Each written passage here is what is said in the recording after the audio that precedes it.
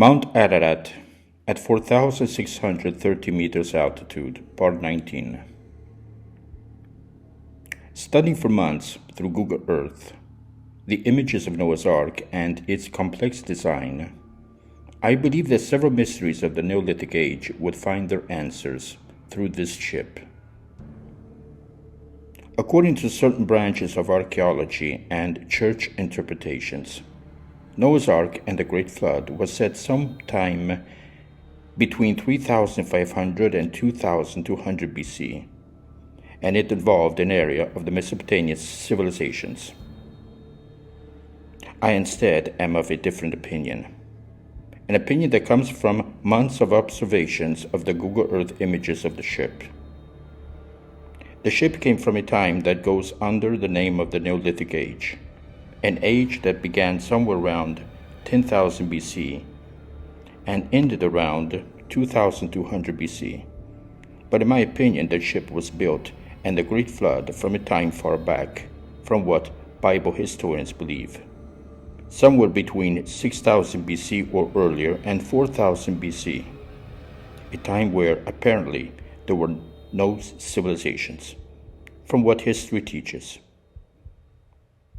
The Great Flood between 6,000 BC and 4,000 BC, and it having completely wiped away a forgotten and unknown civilization of heights in scientific knowledge superior to ours.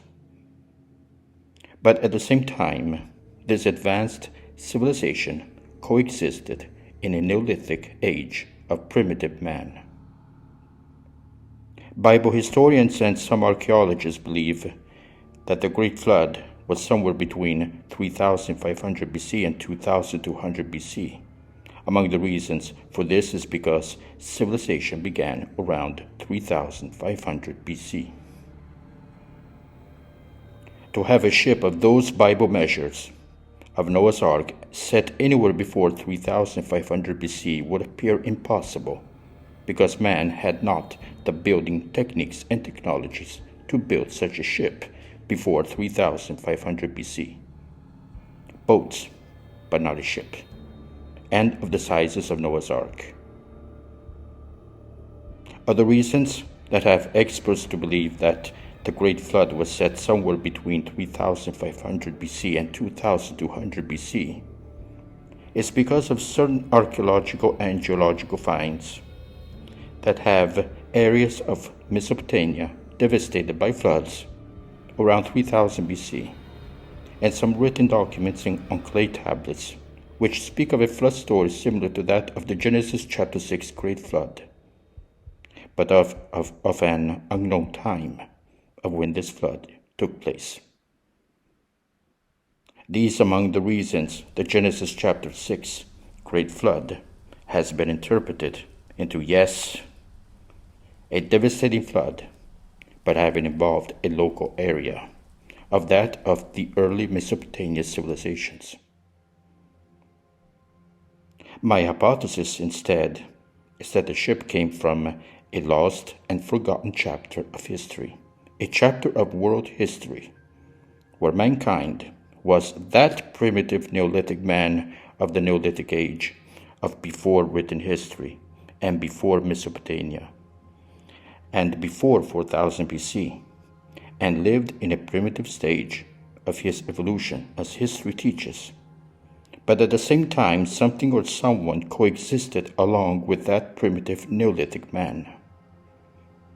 Someone or something that had all interests in keeping man in a primitive state of condition of life. Something that was present among primitive man, interfering with his natural evolution, preventing him from advancing to something higher, and even went to the point of genetically modifying man's biology so it would never advance beyond its condition of forever servitude towards its evil masters. Something that domesticated man as if he were a domesticated animal or its pet, or that of an obedient child to its daddy, never questioning of the why of his condition and never rebelling against it. A selfish daddy, and of many daddies, that in time enslaved man and treated man as if it were its property.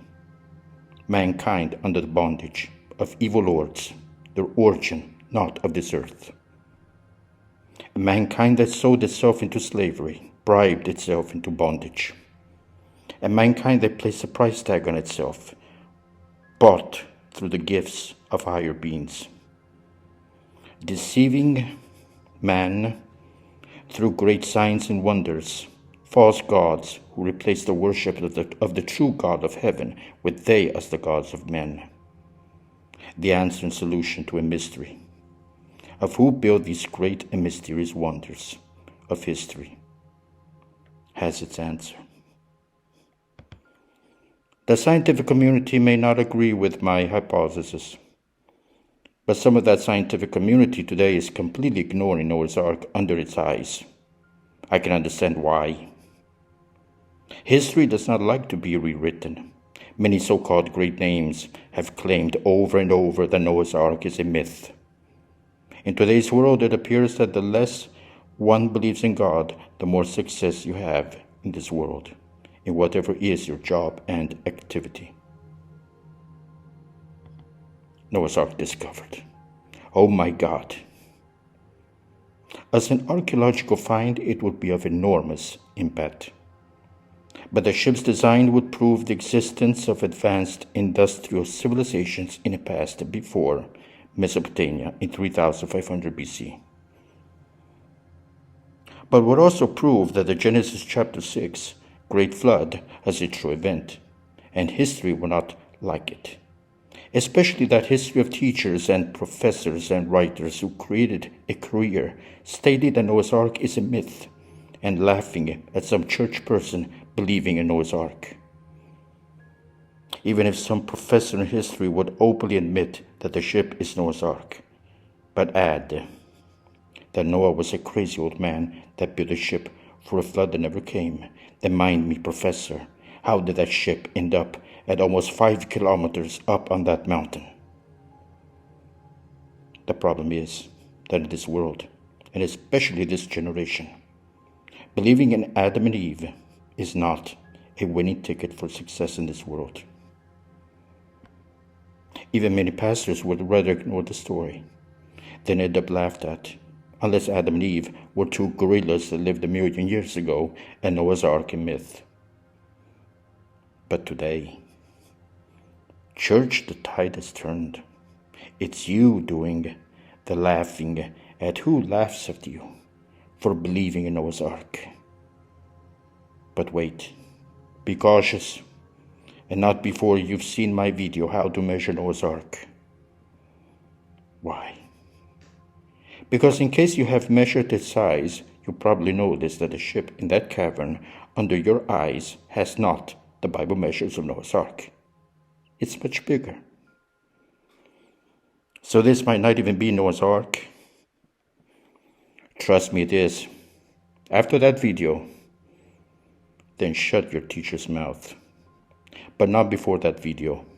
Otherwise, you will find yourself questioned on questions like, if the Bible gives us length 144 or 155 meters, why is the ship over 200 meters length?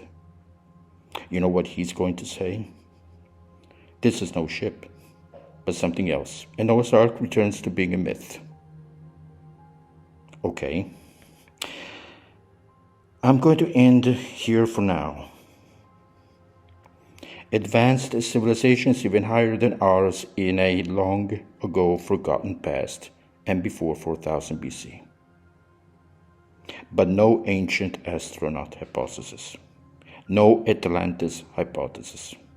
The Antarctica hypothesis, where the gods had their bases and cities.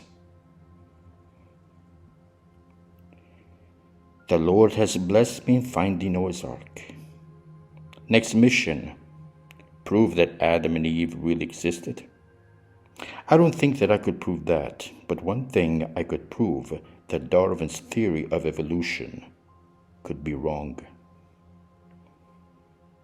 The picture you're seeing was taken by me using Google Earth over an area of the Cameroon jungle and shows the head, front arms, and back legs of what appears as a creature similar to a T-Rex. Noah's Ark and Antarctica, ancient alien cities, rewrites history. Finding live T-Rex dinosaurs roaming around in the jungles of Cameroon. Bye-bye, Darwin.